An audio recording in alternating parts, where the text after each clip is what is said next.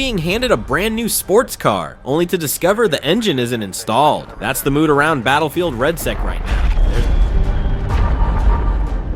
There's excitement, sure, but also that sinking feeling of potential slipping through the cracks. Some players are genuinely thrilled, convinced that this is Battlefield finally getting Battle Royale right, and others? They're looking around thinking, this feels unfinished and maybe a little forced. On October 28th, 2025, Battlefield 6 finally unveiled its long-rumored free-to-play BR mode, Redsec, a standalone title on PC, PS5, and Xbox Series consoles. A massive new map, Fort Lyndon the biggest in Battlefield history. Full destruction, collapsing skyscrapers, iconic class roles reworked for chaotic BR pacing. It all sounds great. It should have been a triumphant moment. Shared progression with Battlefield 6, a new season launching beside it. Fresh content. Everything you'd expect from a major release in this space.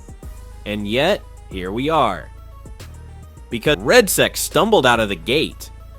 The most common complaint, and it's a serious one, is how tightly it's tied to the paid Battlefield 6 experience. If you bought the main game, it feels like you're being nudged or really pushed into playing Redsec if you want to keep up with challenges and Battle Pass progression. For longtime Battlefield fans who don't care about BR, that stings. It's hard not to feel like the core experience took a back seat to, well, trend chasing. Then there's the technical side. Day one saw netcode hiccups, frustrating zero damage hits, and performance drops. Problems that bring matches to a crawl and patience to its breaking point. And design choices don't help. No solo queue, only duos and quads. The ring? Touch it once, you're done. Brutal, yes. Rewarding, sometimes. Fair, often. Not really. There are bold ideas here, and credit where it's due, Battlefield tried something ambitious instead of playing safe, but right now, Redsec feels like a game that needed a little more time, a little more polish, and a little more respect for the players who made Battlefield, well, Battlefield. So the question isn't whether Redsec made noise, it did.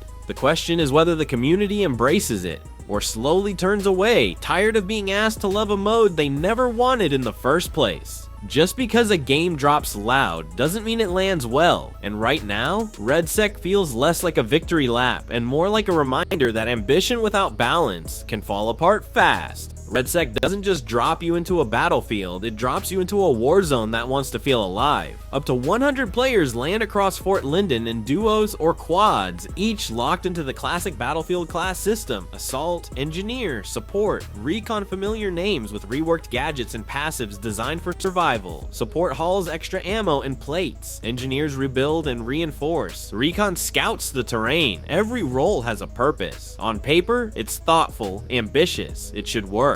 There's depth to intel caches, contracts, and a progression track that slowly builds your operator mid-match. It nudges you toward becoming a late-game monster rather than a lucky loot box winner. Custom loadouts exist, but you earn them. You fight for them, sprinting across the map toward a falling pod, while every squad around you hears the same drop. It's bold. It's risky. It could have set a new tone for the genre.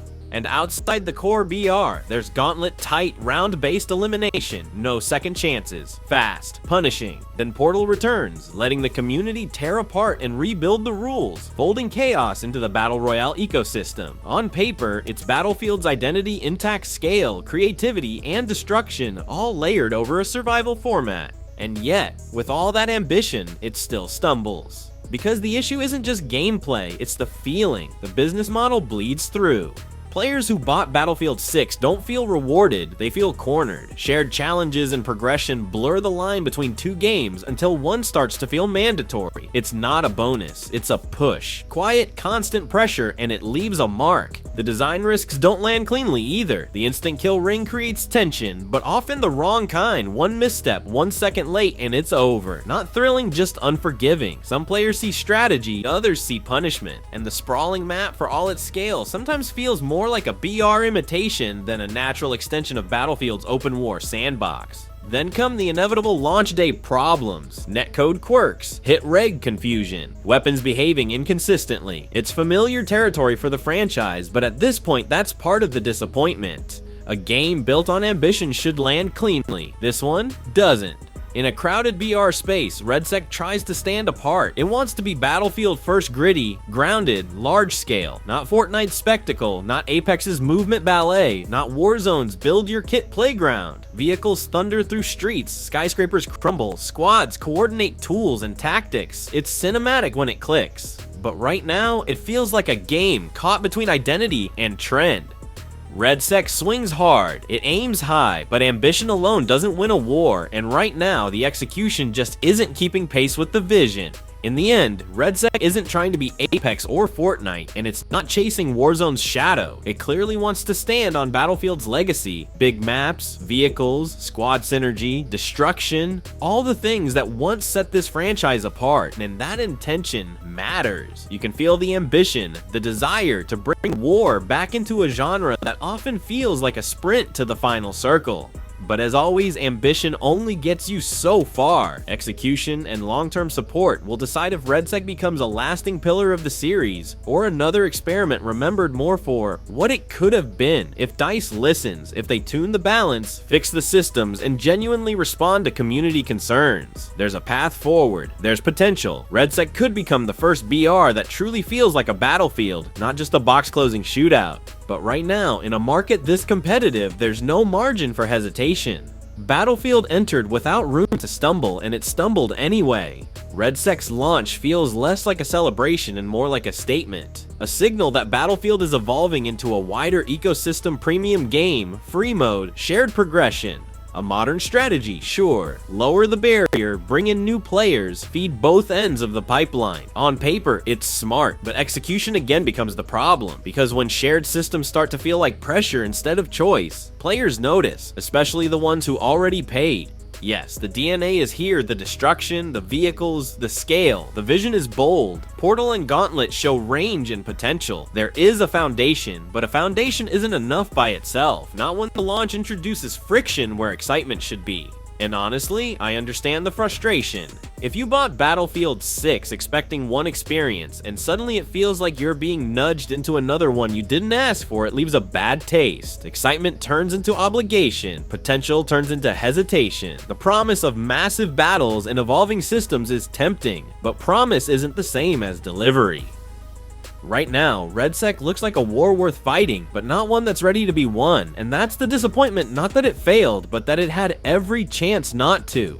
Still, there is hope. Redsec brings genuinely interesting ideas to the table. The map is huge, destruction feels meaningful, and making it free to play was the right call for bringing new players in. And if EA takes community feedback seriously, if they untangle the forced connections for players who just want traditional multiplayer, smooth out the technical issues, and refine the pacing, Redsec could grow into something worthy of the Battlefield name. It won't happen overnight, it'll take patience and consistent updates. But there's a chance this becomes a rare comeback story, not just another missed opportunity. Right now, I'm cautiously optimistic. Emphasis on cautiously. And that about sums it up. What Redsec is, why it's frustrating people, and where it might go from here. If you still love the idea of large-scale warfare with vehicles, squads, and chaos, there's something worth trying here even if it's rough around the edges. But if you came for pure Battlefield multiplayer without the Battle Royale push, you're going to feel the friction. It's hard to ignore. I'm curious though, what do you think? Have you dropped into Redsec yet? Did it click or did you bounce off? Let me know your first impressions down below. And if this breakdown helped you get a clearer picture of where things stand, consider sticking around. More deep dives are on the way. Thanks for watching, and, well, good luck out there. You'll need it.